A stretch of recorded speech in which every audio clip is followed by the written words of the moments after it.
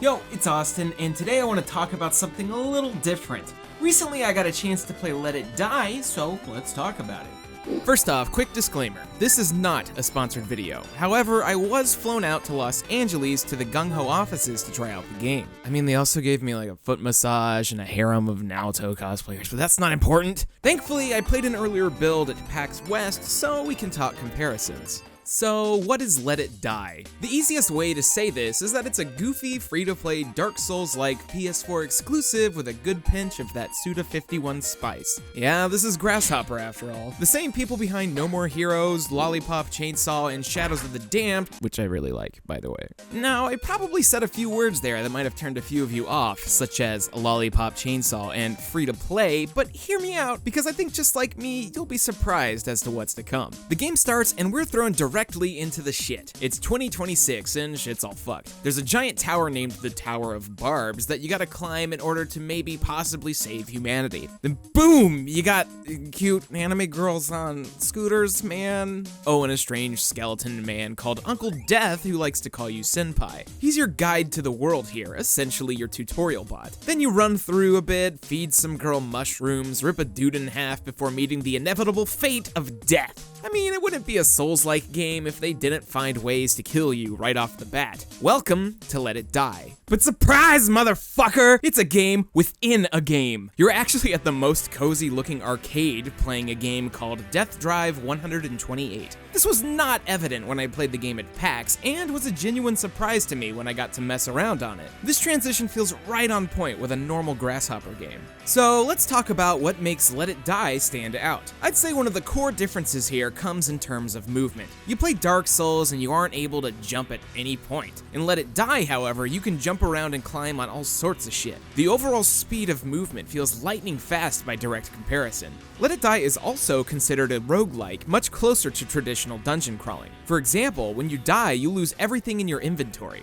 Everything. So when running around killing motherfuckers, you want to be careful before you can find an elevator, which will allow you to hop down to your waiting room in order to deposit items into boxes. Oh, and you're gonna die. That's just the nature of the game. Be it by a monster or fucking up and eating a mushroom. Are you in pain? Of course, you did die after all.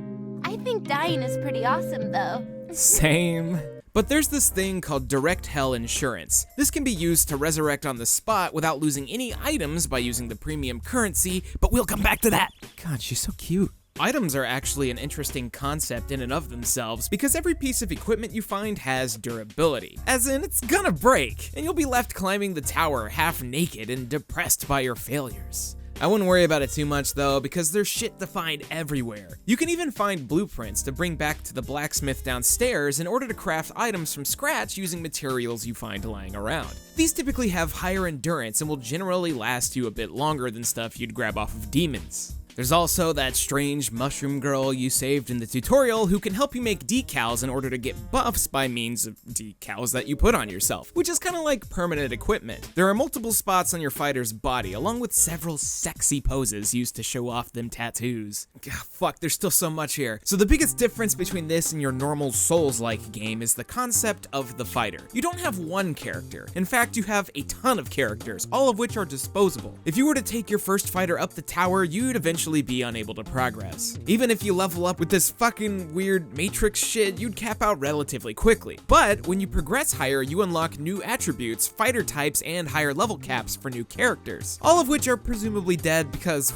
well, I mean, Uncle Death literally delivers them in a body bag. It's great. Where do you keep all these characters? Why, in the freezer, of course. Make all your waifus and freeze them. Normal stuff. Essentially what I do to the other members of Arcadea. Have too many characters and need to make room for more? Well, Uncle Death's got your back.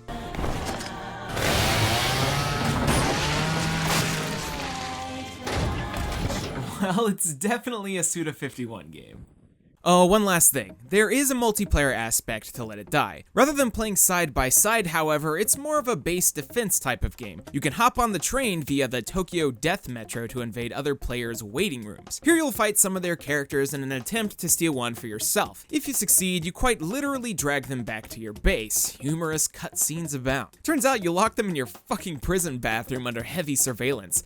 What's happening even? From here, the other player may pay a ransom to get their fighter back, wait it out, out, which will then make their fighter yours, or invade your base to take it back. Like, what the fuck, man? You can tell they didn't want you to get attached to one character, even without the multiplayer. Let's say you die and decide not to resurrect. Well, then your character will turn into what's called a hater and become an enemy you have to fight in order to get them back. I found this pretty interesting because if you have a guy that's super pumped up, it's gonna give you trouble. You can also send your fighters to invade other players in the world, but I didn't really get to experience much of that when I was playing. All of this sounds neat, I guess, but it's really awesome that the game feels really fucking good. Earlier, I mentioned speed, and that's something that really holds up here. You're able to run around extremely fast and pull off some ridiculous maneuvers, such as my favorite, the almighty dropkick. Some encounters will have you jolting around quickly and trying to flex by killing bosses with stupid means in order to get that fun slow motion kill. Each time you finish a floor or take an elevator, you're giving a sped up run of what you just played on the map so you can see your progress while the game loads. You get 3 weapon slots per hand, which you can easily switch between with a tap of the D-pad. Combinations of weapons work differently with each other, and sometimes you can get powerful combos by using them in tandem. You got one-handers, two-handers, and even fucking guns, which thankfully feel natural in the engine. You also seem to level up attributes by usage, so it encourages you not to stick with the same weapon all of the time. That, and each weapon has a different animation for a gore-tastic kill, which are super flashy and ridiculous murder fests. Yeah, the game is super violent, which is what I expected. But because it doesn't take itself very seriously, it's all good fun. Especially when you can just back out of the game and look at this beauty. Never heard of him, emo. The music, from what I heard, is pretty great and has a ton of variety. The aesthetics are nice, the dialogue is well written and fun. Oh wait, let me put the title logo up real quick. You know how these things go. Even the little things, such as collectibles and progress stamps, will make you laugh.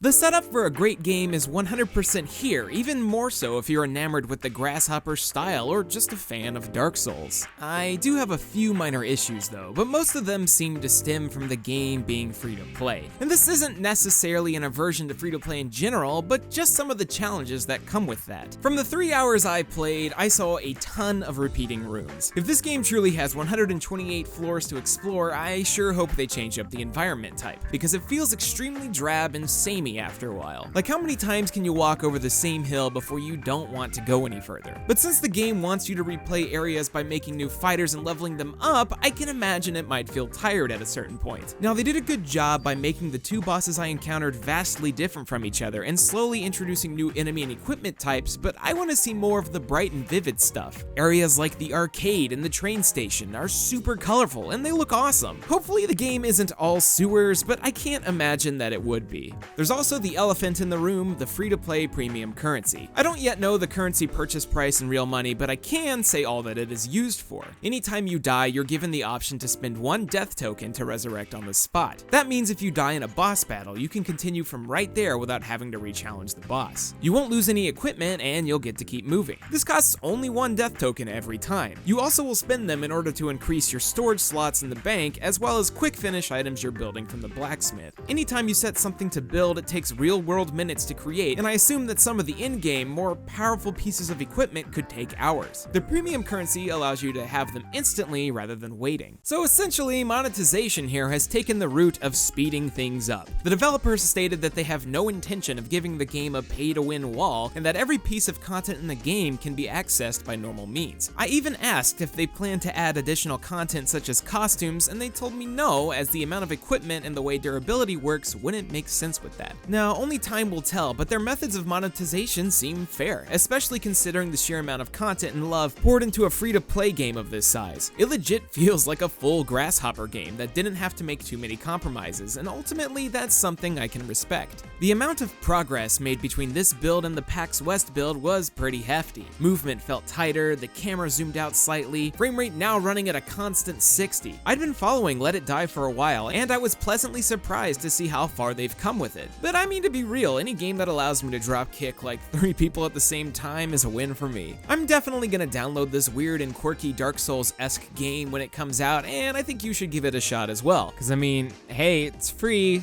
it's nothing to lose. That and when I told director Hideyuki Shin about Sonic All-Stars Racing Transformed, he excitedly was like, "Sugoi!" a couple times. So, yeah, there's that.